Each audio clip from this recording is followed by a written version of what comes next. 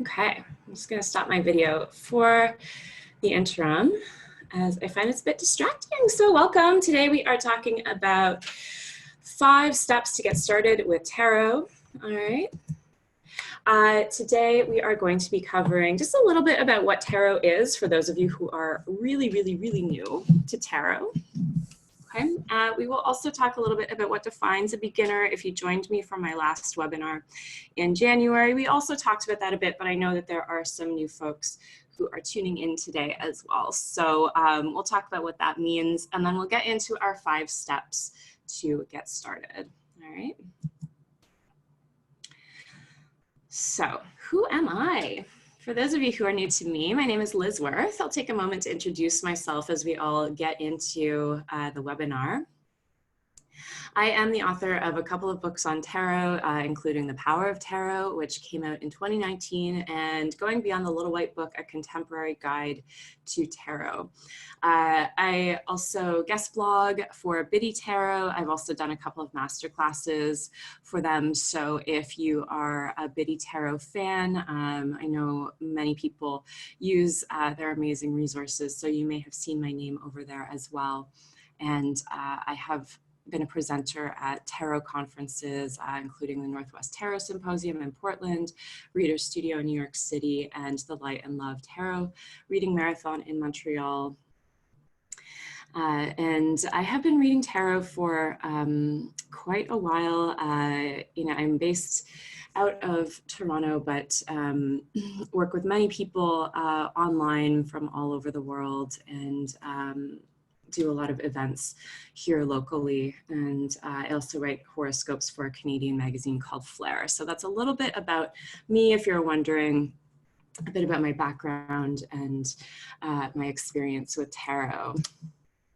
Okay, so who are you? Well, as I mentioned, this is a beginner class today. This webinar is for people who are learning tarot, but what does it mean when we are learning tarot? Well, it's not uncommon to hear tarot readers say that you're really never not learning tarot. I do think that it is a lifelong journey, and there are always new perspectives, new ways to think about the cards, new skills to pick up when it comes to tarot. And so if this is something that is calling to you, maybe it has been calling to you for quite a while, you may already be feeling this. You might already be feeling that there's always more that you can dive into, and so many resources, so many different teachers out there. So tarot is really exciting if you are ready to make the commitment to it. And what defines a beginner is, I think, beginner in tarot is a wide term as well. It does take time to learn. Like anything else, I think that some people can take to tarot faster than others, but it's not a competition. It doesn't necessarily make you a better reader, depending on how long it takes you to feel confident with tarot. It's just a very personal process. Some people can define themselves as beginners for years in tarot because there is so much to learn, and because it is something that unfolds in a really personal way for many of us. And you may also feel like maybe you've been using tarot or dabbling in tarot for a long time, but perhaps you've stepped away from it for a while. Maybe you need a refresher. So, wherever you are at, welcome today. And like I said, don't feel like a beginner is something that has a defined boundary or is a defined category, because I think that we can always come to tarot with a beginner's mind and always stay open to learning new things about it. So for those of you who are really new to tarot, we'll just talk very briefly about what it is. Tarot is a deck of 78 cards, and those cards are comprised of 22 major arcana cards, starting with the Fool and ending with the World. And then we have 56 minor arcana cards, which are comprised of 4 suits, where we see the cups, the wands, the pentacles, and swords, depending on the deck you use. those titles may change, but the energies are the same. They are all connected to the elements of water, fire, earth, and air, respectively to the way they're listed here on this slide. And so those are really some of the main components that make up a tarot deck. There are lots of other types of decks out there, right? We see a lot of oracle cards as well, but oracle cards are different from tarot cards. They don't necessarily always have the same number of 78 cards. They don't have the major and the minor arcana. They are their own systems. And so this is really what makes tarot, is this structure and framework of these 78 cards with the majors and the minors. So what does tarot do? Okay, what is it for? Well, we can use it for many things, right? A lot of different types of questions, different topics we can explore. You know, we can do a lot with it. I think it's a very versatile tool. But on its own, it doesn't really do anything, right? It needs us to make it speak. So it requires you to make it come alive. And you do that with the questions that you bring to the cards, okay? So tarot really needs you to start the dialogue. All right, so that's part of the first step of working with it, is figuring out, what do you want to know? Okay, because the questions really, really matter in a tarot reading. And this is one thing that I see a lot of beginners struggle with at first, because they may not yet be clear on certain things, right? So you might not be clear on what you want to use tarot for, whether that's in the moment or overall. It might not be clear in what you believe tarot can answer, or how to commit to the question you're asking. Okay, so what do I mean by some of these things? Well, talk about, what do you want to use tarot for, whether it's in the moment or overall. And this also happens with people who are seeking readings, right? So people who will come to get a tarot reading might just feel like having a reading. And this can really create confusion sometimes. You know, when we are learning tarot, it can feel really exciting. You want to sit down, you want to pull some cards. But if you're just pulling cards for the sake of it, and you don't really have a question, then you really end up with a bunch of cards on the table in front of you, and there's no container for their energy to go into. There's no context for the images that you're seeing. And so if you're just saying, you know, I'm just going to pull some cards and see what comes up, well, you know, what is it coming up about, right? You won't know necessarily what kind of topic, angle, situation, scenario those cards may be addressing. And so it can create a lot of confusion in you, because you start to wonder, you know, I don't know what these cards mean. I don't know what they're talking about, because I haven't assigned anything to them, right? So a question gives the cards an assignment. It gives them something to do. They need a job when they are doing a reading for you, right? So you have to tell them what it is you want to know, and then you need to allow those cards to show up to answer that question. So that's something that's really important to keep in mind if you're reading for yourself. It's also important to keep in mind if you're practicing for other people. You know, maybe you have a friend or a family member who's, you know, interested, and they say, oh, you know, you have those tarot cards, let's pull some and see what comes up. Really encourage them to have a question. Okay. And for you as well, you know, start to think about, what kinds of questions do you want to ask the tarot? What do you believe it can answer? You know, for me personally, because I've been reading tarot for a number of years now, and I've read tarot for hundreds and hundreds of people, I've answered a lot of different questions, right? And I am pretty flexible as a tarot reader. I don't have a lot of rules around what I will tell people not to ask the tarot, because for me, I believe that it's important that if a client is coming to me, that I need to be able to be flexible and able to help them with a question that may be concerning them, or that might help them make a better decision for themselves. So I will always be upfront if I feel that I cannot personally adequately answer a question for them, but I also have a pretty wide leeway in terms of that. So I believe that tarot can answer a lot because I've seen it be able to answer a lot of questions. And I do think the cards are quite flexible and adaptable and fluid. But that's also personal to me, right? It's how I choose to work with the cards. You may choose to work with the cards in a totally different way. So what do I mean by that? Some people only want to use tarot to ask questions for themselves. So you might decide you don't ever want to read tarot for anyone else. You just want to do it for yourself. It's a tool for maybe personal reflection, for your own meditation, your own self-discovery. That's totally fine. Maybe you really like to ask tarot very spiritual questions. Maybe you really like to focus it around things like personal transformation or your own intuitive development. That's also totally fine. So think about what you believe tarot can answer and allow yourself to experiment so that you can see what kinds of questions does it seem to work with well for you, okay? What kinds of questions do you think are exciting and what is useful for you as well, okay? Then you also need to think about how to commit to a question, right? What do I mean by that? Well, when we commit to a question, sometimes we're not always sure what to focus on, right?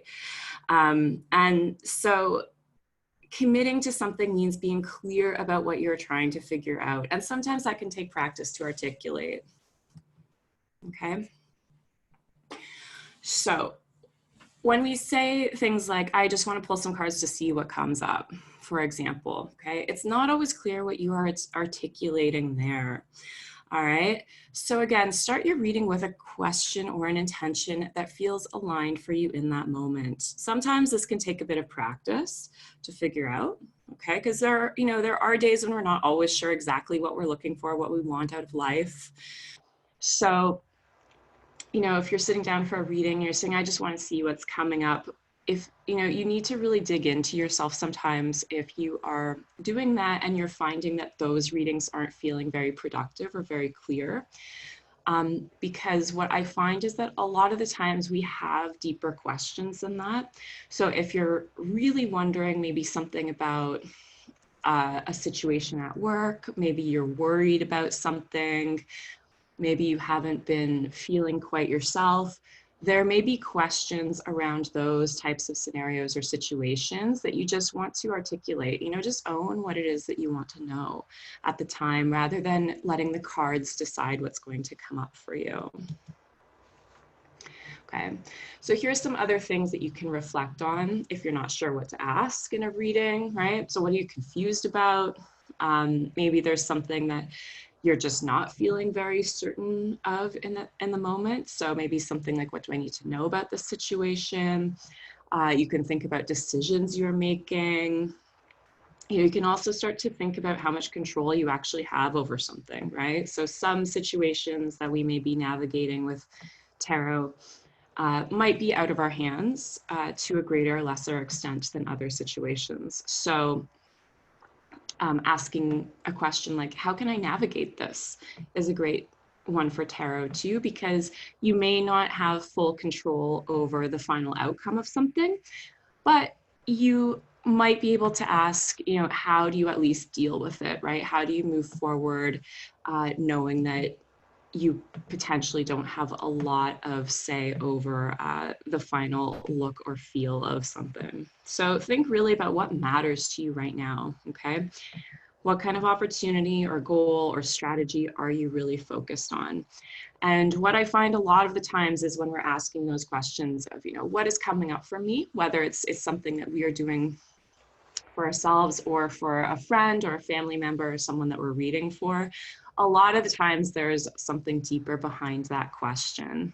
Okay, so again, as I said, allowing the cards to just pick up on what we might be wondering really just turns your reading into a bit of a lottery or a gamble sometimes. And I know it can be exciting for people to want to just see what comes up and see if the cards will actually accurately pick up on what they're thinking about. but you will get to the heart of what you want to know a lot faster if you're just upfront and you just own the question that you really want to ask. Okay. So again, think about what's going to be helpful for you or productive in the moment. All right. Be mindful of yes or no questions. You can ask them. I think some people will say that you shouldn't ask yes or no questions.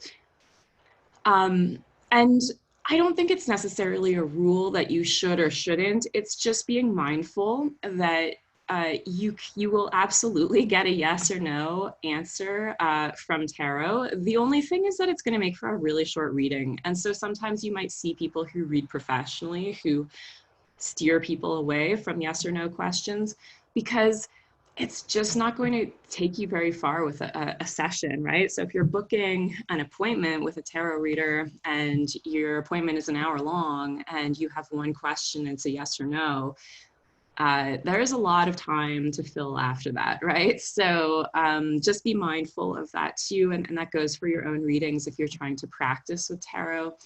It's not a bad thing to practice on for you to get to know which cards seem like they're yes cards and which ones are no cards.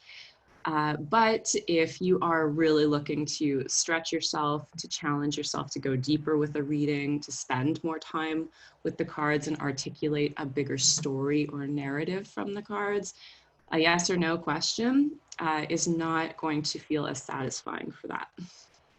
So don't be afraid to take your time to think about your questions, okay? And don't be afraid to take your time in thinking about the answers because you are learning and practicing. And when you are reading for yourself, you do have that luxury of time as well. It's a bit different than reading for someone else where things are much more in the moment, okay? Be mindful too that a complicated or a deep question doesn't always make for a better reading. Okay, so go with what is relevant. Sometimes we have a tendency to overthink our questions because we do want to have readings that may be very complex or that tap into something that perhaps is not as obvious or tap into something that we think we're missing about our lives or about a situation, right? Really find that thing that we can't see.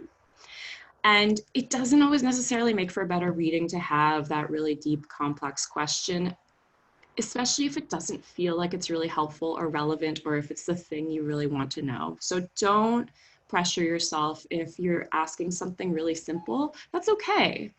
It's okay. Don't put a value judgment on your own questions. All right. It's your life. And whatever feels meaning for you at that time is probably the best question to go with. All right. This is a really common question that I get from beginners. Is there a special way I should shuffle or select my cards? Do we need to have rituals around the ways that we shuffle? No, you don't. Okay, one of the biggest blocks that I find beginners run into is worrying about certain details, like how should I shuffle the cards? Should I cut the cards? Do I need to use my left hand or my right hand to do this? What do I need to be thinking about when I'm shuffling? These things don't necessarily have a bearing on your reading. You can shuffle the cards however you like. I recommend keeping any type of ritual that you do create around tarot really simple, because if you miss a step, you're going to feel like you've jinxed your reading. Don't worry, you haven't. What really matters most in a reading has nothing to do with how the cards are shuffled or how they're cut. Okay, it's really about your ability to read the cards. So don't get caught up in all these little details that build up to reading. I really recommend just putting your time and energy into learning the cards themselves. Okay, remember you have 78 cards you have to work with in your tarot deck. So what will take you much further is understanding those cards inside and out. And it will take time, right? But once you really know their meanings, you really know their artwork, and you're really comfortable with the kinds of questions that you know tarot can help you with and the kinds of questions that you're feeling comfortable answering, the better your readings will be. Shuffling and cutting the cards really is not going to influence your reading as much as you think it is. Okay, but then what, right? So you shuffle your cards, you pull them out, you have your question, you have no idea what to make of it. What happens? Well, it will happen, right? Confusion is part of the learning curve. So this is also something we need to keep in mind when you're at the beginner phase with your tarot journey, is that you're not going to know everything right away, okay? Confusion is part of it. And I really think that when we get stuck on certain cards, or we maybe have cards that always come up in our readings, we can never figure out what they're talking about, those things are actually great learning opportunities. Okay, the cards that confuse you the most are the ones that you should spend the most time figuring out, right? Even though they may make you uncomfortable. Okay, sometimes we can really dread the cards that confuse us because we think, oh no, this card again, I don't like this card, I don't like the look of it, makes me uncomfortable. You know, push through that discomfort, okay? Because those are also the cards that you can really build deep relationships with later on. Okay. Here's what I also suggest when you feel confused. Okay, you can't make sense of the cards, don't know how they relate to your question. This is my advice, is don't expect to have all the answers right away, okay? It's totally fine if you need to step back and reflect on the cards that came up, okay? Go for a walk, write in a journal, make note of them. Don't feel like you have to have the answers right away. Again, when you're practicing tarot, you're doing readings for yourself, it's a great opportunity to just let those cards sink into your consciousness. You don't have to have a reading that is succinctly presented in the moment when you're reading for yourself, okay? If you decide eventually to read tarot professionally, for example, you know, maybe you get to that point where you say, well, I've been doing tarot for years, I am really well versed, I know what I'm doing, I've learned the cards inside and out, then yes, when you're reading for other people and you're having clients and people are paying you, absolutely, you will be at that point where you have to be able to do a reading in the moment, right? Can't step away from it, can't think about it.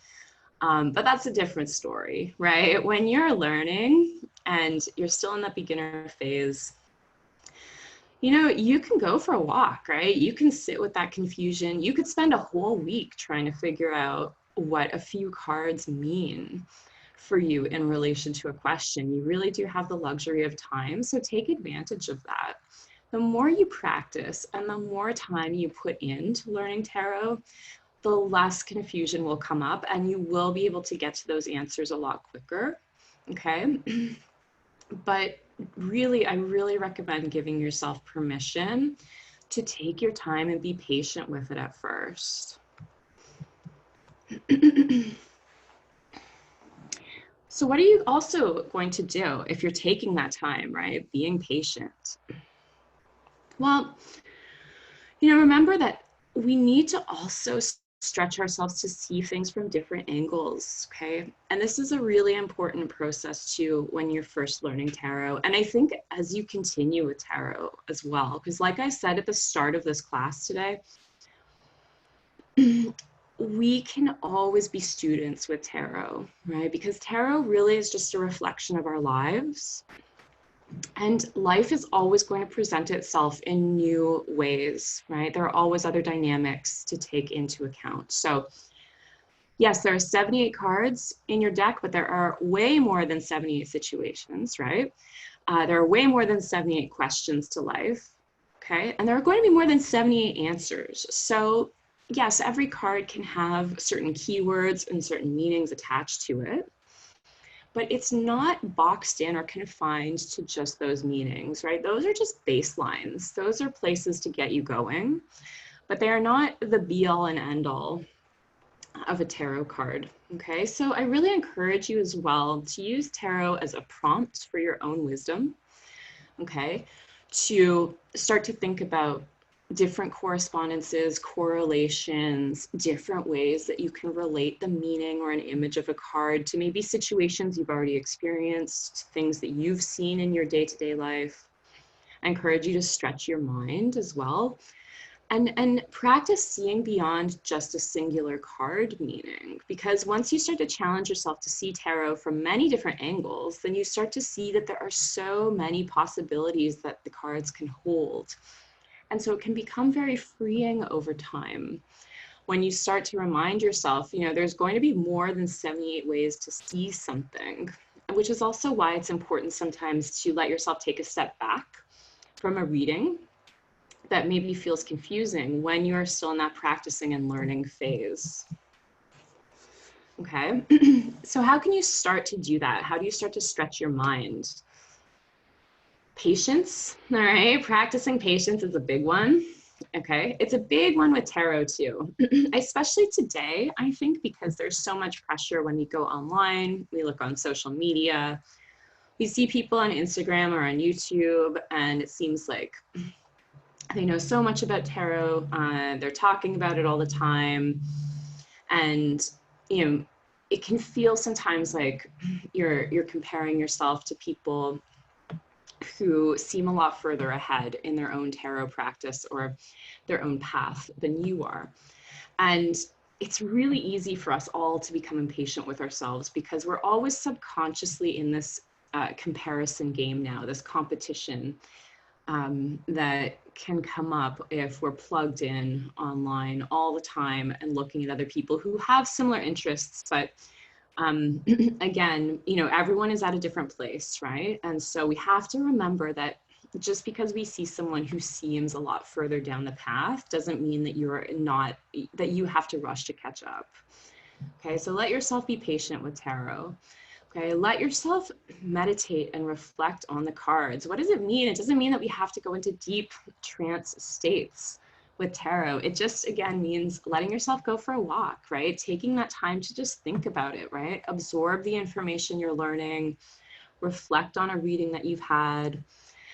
Let yourself make mistakes with tarot, right? Don't feel pressured to be perfect right away. Don't feel pressured to have all of the answers, right? Immediately.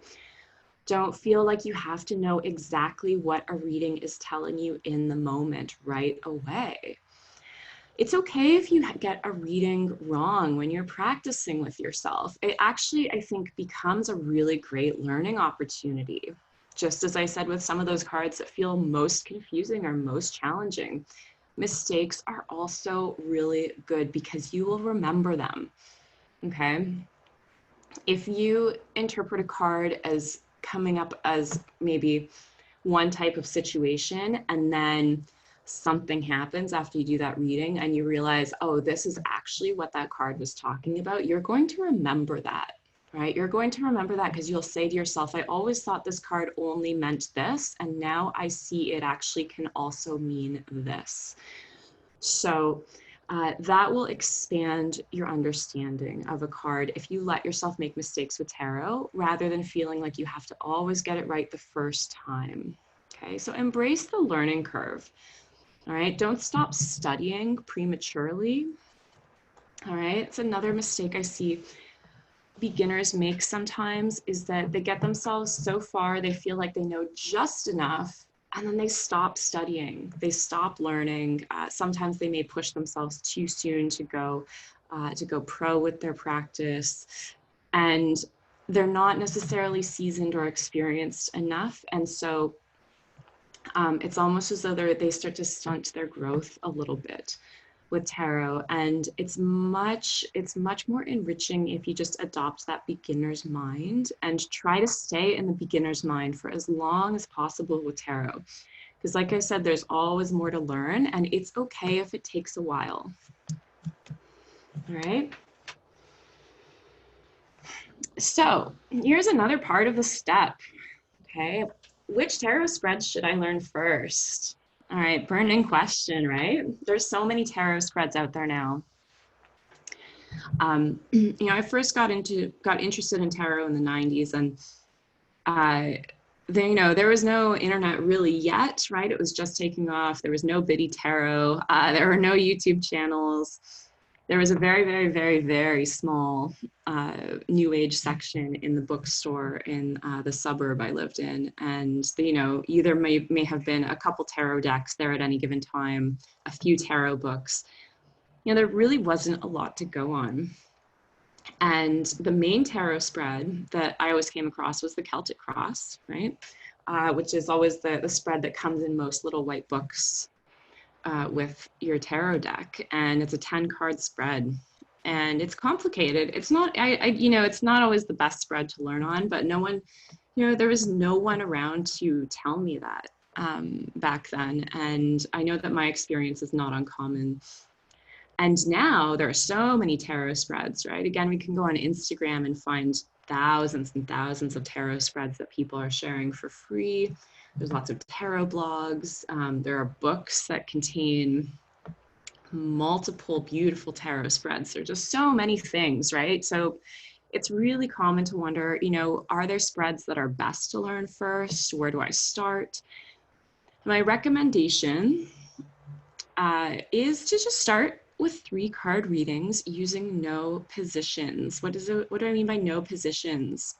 Okay, well, often when we look at a tarot spread, we are laying out our cards and we are assigning those cards to hold a certain meaning. So even if you have a 3-card spread, you might have the first card will be the past, middle will be present, and third will be future, as an example, right?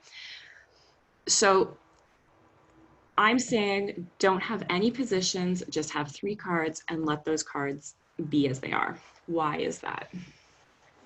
Okay. Well, once we step away from the positional readings for a moment, it really gives you the opportunity to train your eyes to see the cards for what they are. So it's amazing practice because it will really push you to develop meaning, language, and interpretation around the cards themselves, okay?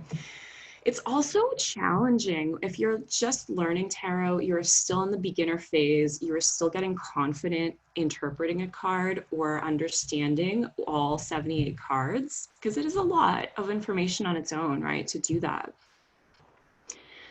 There's a lot of pressure that a positional reading adds to that. I think that reading with positions or reading tarot spreads is actually more of an intermediate skill than a beginner skill, because it's really pushing you to put another layer of meaning, another layer of context on top of a tarot card that you may not even have a firm grasp of yet, okay? So to add on that extra level of information is really something that I think people should be trying to tackle a little bit further down in their tarot journey. It's not something to push yourself into right away. Okay, yes, bigger spreads like the Celtic Cross, as I mentioned a moment ago, are very common. Those ones are also not good beginner spreads, okay, which is why I think it's best to focus on something smaller like a 3-card reading. Celtic Cross contains 10 cards. It's big. Even now in my practice professionally, most of the time I just work with 3 cards with people because I find it's very powerful to do that, and it really helps us to get directly into the answer that someone is looking for. It's an effective way of focusing a question, okay? And it's a really great way to just be direct, right? What can I help you with? What do you need to know? What are we working on today? What are we trying to figure out? Pull 3 cards and you get right into it. So complexity doesn't always lead to better tarot readings, okay? It may seem that way. When you're first learning tarot, you might think that you need to get yourself up to this big level of being able to do really, really complicated things. The truth is, what you really want to do is to be able to use tarot to help figure something out, right? So again, making it complicated isn't always going to be the fastest way to the solution that you are trying to get to, okay? Simple can be powerful, all right? And remember too, you don't have to learn everything at once. So yes, we can go online and we can find so many tarot spreads And that's great if you need a tarot spread for a specific situation, if maybe you're looking to add something new to your repertoire, right? Maybe you've been learning for a while and you're thinking, okay, I'm ready to add a new technique or a new spread into my knowledge base. But if you're still learning how to just read the cards, and if you're still getting to know your tarot deck, remember, you don't have to learn everything at once. So you don't need to be pushing yourself to understand multiple card tarot spreads at the same time. All right.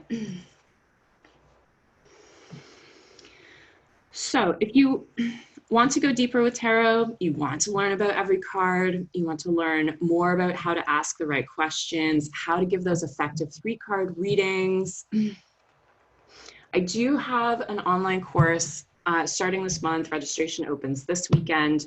So this is for those of you who are interested in going deeper. Excuse me, I need more coffee today. We'll spend over 3 months together on this, okay? You have 15 lessons. You get some live Q&A sessions with me, and then you get lifetime access to the course, which is called Tarot Foundations. And it really is that. It will give you that foundation reading if you are really looking for more and you're looking to take that step. Okay, so that opens this weekend. It's the first time I've done a beginner course since 2017, so it's pretty exciting. And we'll get started in a couple weeks on February 23rd. All right, so I can send you more info about that later on once the registration is actually open. But in the meantime, I hope that this class has been helpful for you. Thank you for joining me on a Saturday morning. It's been great. I am just going to restart my video. I don't know if there are questions. In the meantime, I will stop our recording. So thanks to those of you who are joining the replay as well. And I will talk to you soon. All right. All right, so.